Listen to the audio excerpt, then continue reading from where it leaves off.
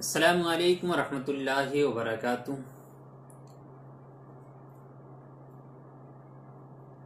ایک سوال کیا، کیا مسجد میں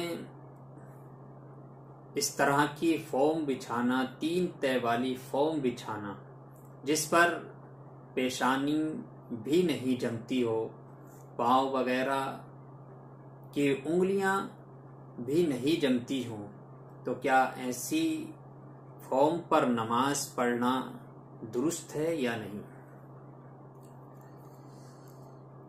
صورت مسئلہ میں جس فوم کا ذکر کیا گیا، واقعی اگر اس طرح کی فوم کسی مسجد میں بچھائی گئی جس پر پیشانی نہیں جمتی ہو، ناک کی ہڈی نہیں دبتی ہو صحیح سے، تو ایسی فوم پر نماز پڑھنا درست نہیں ہے۔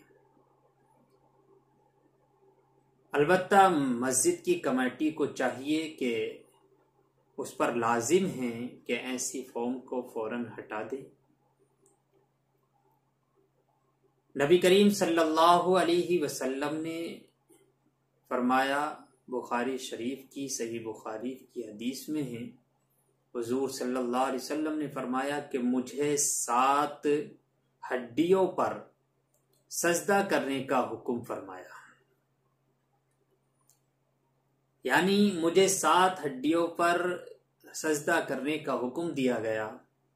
اللہ کے رسول صلی اللہ علیہ وسلم نے فرمایا کہ ایک پیشانی پر، یعنی اپنی ناک کی طرف انگلی کا اشارہ کرتے ہوئے فرمایا، اور دونوں ہاتھوں پر، دونوں گھٹنوں پر اور دونوں پاؤں پر۔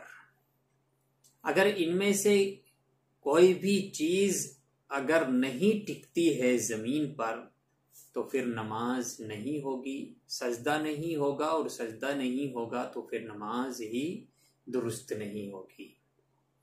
اسی طرح فتاوی ہندیہ کے اندر ہے کہ کوئی اگر گھاس پر، بھوسے پر یا روئی پر یا کپڑے پر، اس طرح کے کپڑوں پر جس پر پیشانی نہ جمے، ناک کی ہڈی صحیح سے نہ جمے، تو اس پر نماز نہ ہوگی، اور اگر صحیح سے جم جائے، ناک کی ہڈی دب جائے، تو نماز درست ہو جائے گی۔